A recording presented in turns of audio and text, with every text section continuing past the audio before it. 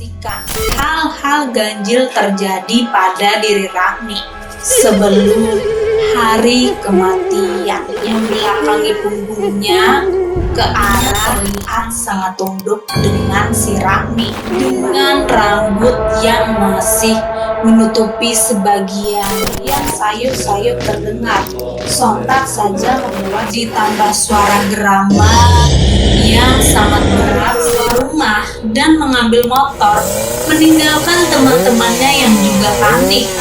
Arang kuku dari hewan buas, orang yang biasa mengetahui hal-hal gaib.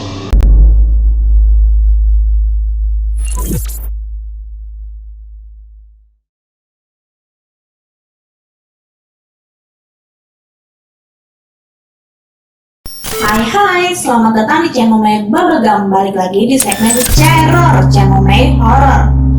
Semoga kalian suka, bantu like, comment, and subscribe biar gak ketinggalan video terbaru dariku. Boleh nyalain loncengnya juga. Terima kasih. Beberapa hari setelahnya, tiba-tiba malam hari, terdengar suara ribut seperti sekelompok orang di belakang rumah tanteku. Suara apa itu ribut-ribut? Kayaknya di belakang rumah deh. Iya, kayaknya dari belakang rumah deh. Karena penasaran, akhirnya tante dan anak perempuannya mengintip dari jendela yang ada di dapur dan mengarah langsung ke area pekuburan. Itu kan apa, Ma? Iya, sama siapa tuh? Terlihat di sana ada beberapa orang yang berdiri di sekitar area pekuburan, dan ternyata mereka melakukan ritual untuk pemanggilan. Terlihat Anto yang membawa sebotol air yang kemudian ditebarkan ke sudut-sudut area pekuburan tersebut.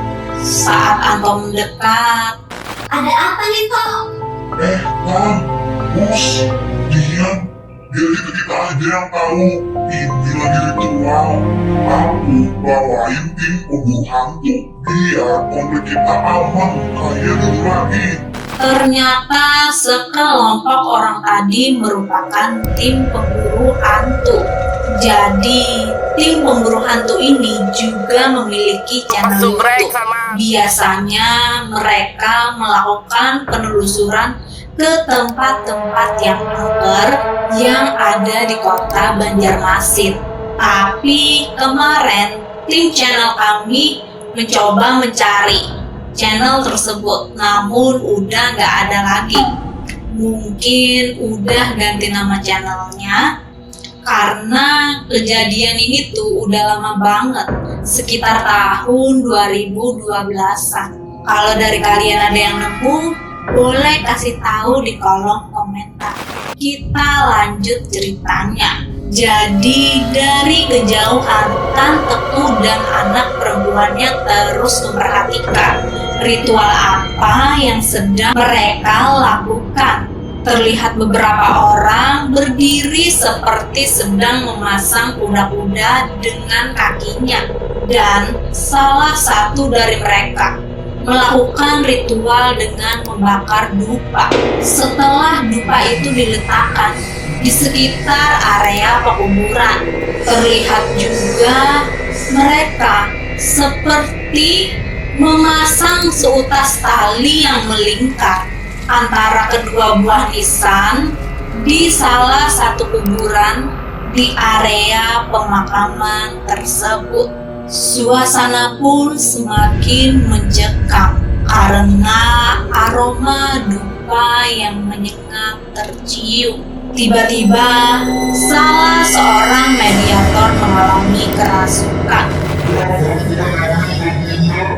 Kami kan tidak mengganggu. Ikan yang mengganggu orang-orang di kompleks ini.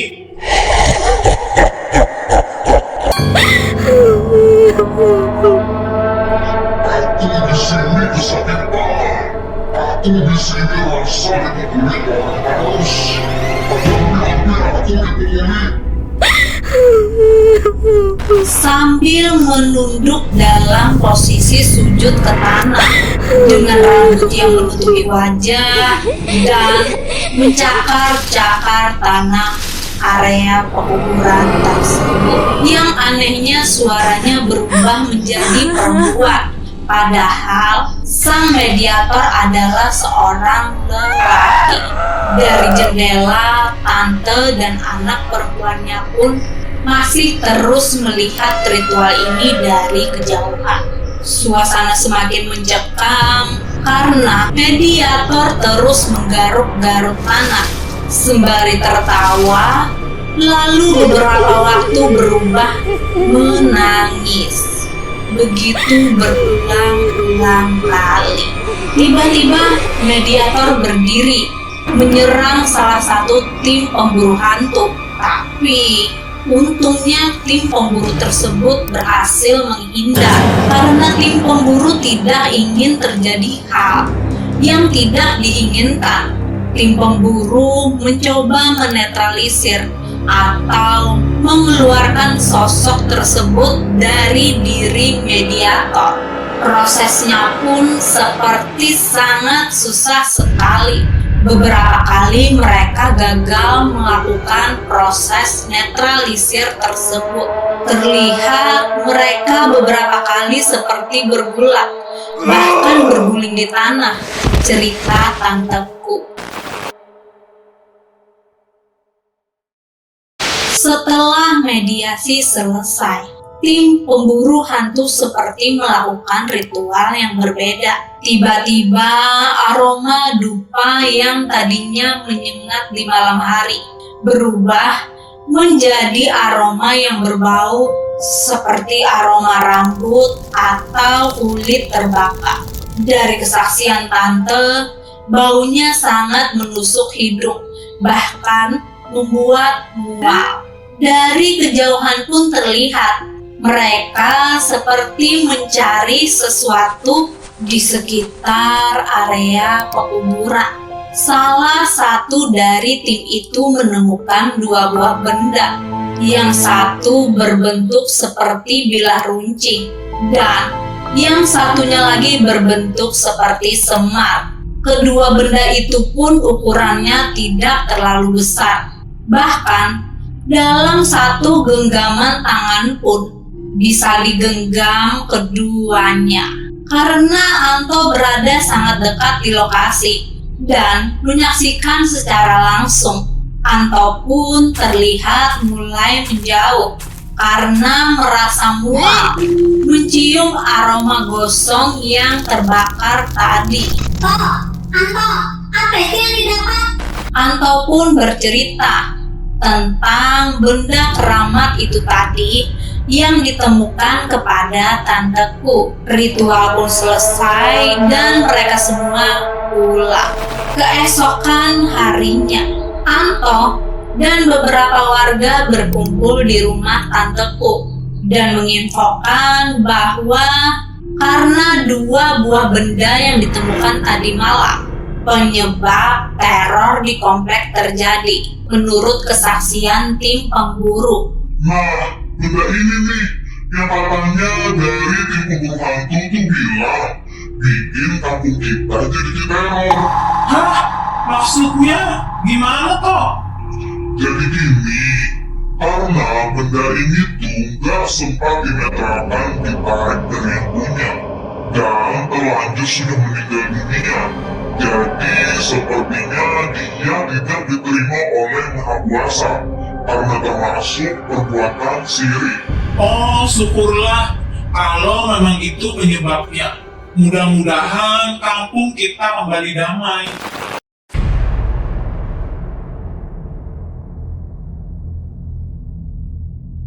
Semua ini masih belum berakhir. Pocong ini kerap kali masih mengganggu warga komplek tanteku. Bahkan masih sering menampakkan dirinya. Dan akhirnya warga kembali sepakat untuk melakukan ritual tolak bala. Setelah sholat isya berjamaah, semua warga komplek tanteku berkumpul. untuk melakukan sholat hajat. Lalu dilakukanlah tolak bala. Mereka memulai dari depan komplek. Karena tolak bala dilakukan pada malam hari, terlihatlah beberapa sudut dan tikungan yang gelap dan menakutkan. Kebetulan ada salah satu warga yang melakukan tolak bala itu, mendokumentasikan kegiatan tolak bala menggunakan handphone pribadinya.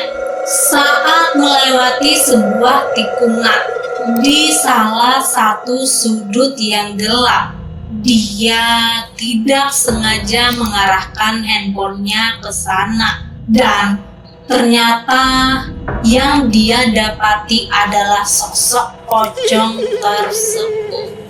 Tapi hal ini tidak disadari oleh warga, bahkan yang merekam video ini. Hal ini disadari setelah keesokan harinya, saat mereka kembali melihat video hasil rekaman kegiatan tolak bala tersebut. Sebut saja namanya Rini dan Wati. Itu apaan tuh? Di tikungan di depan gudang gelap itu. Hah? Apaan? Coba kita putar ulang lagi. Setelah diputar ulang dan diperlambat, terlihatlah sesosok pocong yang berdiri dengan tutup kepalanya yang terbuka dan rambutnya yang terurai menutupi sebagian wajahnya yang tertunduk, dan tatapan matanya sangat mengerikan sambil sesekali memandangi warga yang sedang melakukan tolak bala pada malam itu. Setelah ritual tolak bala itu dilakukan, syukurnya tidak ada lagi gangguan teror pocong itu terjadi di komplek tanteku. Tapi terdengar kabar ribut-ribut dari kompleks sebelah yang berada di sekitar komplek perumahan tanteku. Kalau ternyata sosok pocong itu kembali meneror para warga di komplek yang lain. Salah satu pengakuan dari seorang warga saat sore hari menjelang azan maghrib, dia ingin pulang ke rumahnya dari tempat kerja dengan berjalan kaki. Memang komplek sebelah ini komplek yang sepi dari kegiatan warganya. Jadi sebut saja namanya Rio. Saat Rio ingin pulang, baru beberapa meter dari depan kompleknya, karena dia merasa tenggorokannya kurang enak, Rio meludah ke jalan yang ada di samping perkomplekannya. Kebetulan saat meludah dia tidak sengaja. Dia meludah di depan rumah yang sudah lama kosong dari penghuninya di komplek tersebut. Hah? Apaan tuh?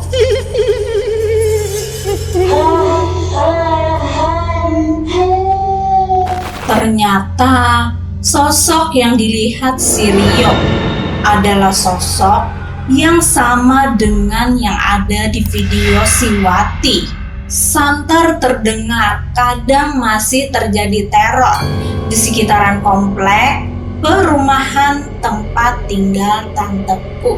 Sampai saatnya 40 hari berlalu pasca penguburan si mayit, sudah tidak terdengar lagi kabar teror yang kerap mengganggu warga.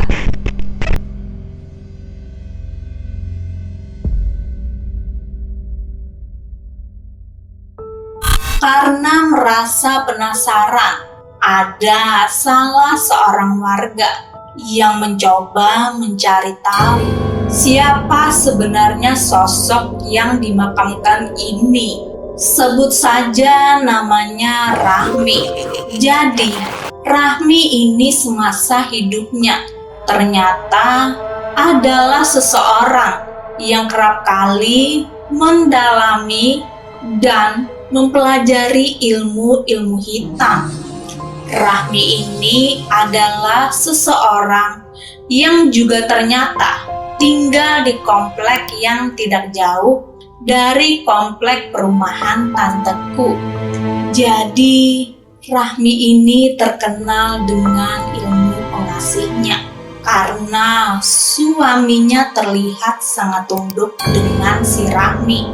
Bahkan saat diperlakukan tidak sebagaimana seorang suami. Beberapa hari sebelum kematiannya si Rahmi, ternyata ada beberapa warga yang menyaksikan hal-hal ganjil terjadi pada diri Rahmi sebelum hari kematiannya. Kerap kali warga mendapati pada sore hari menjelang azan maghrib terlihat sosok perempuan yang sering terdiam dan melamun dengan semua rambutnya yang terbalik ke depan di dekat sebuah sumur yang lumayan tua, tepat berada di belakang rumah Rahmi. Dan hal ini tidak hanya dilihat oleh satu warga, bahkan beberapa warga yang melintasi belakang rumah Rahmi. Tidak hanya satu kali, bahkan kejadian ini terjadi beberapa kali sebelum kematian si Rahmi. Mungkin karena warga merasa takut, jadi tidak ada yang berani menyapa si Rahmi saat dalam kondisi tersebut. Karena saking penasarannya, ada salah satu warga yang kepo. Sebut saja namanya si Amin. Amin penasaran apa sebenarnya yang terjadi pada Rahmi. Saat sore hari tiba, Amin dengan sengaja mengintip apa yang sebenarnya dilakukan Rahmi saat Rahmi dalam kondisi seperti ini.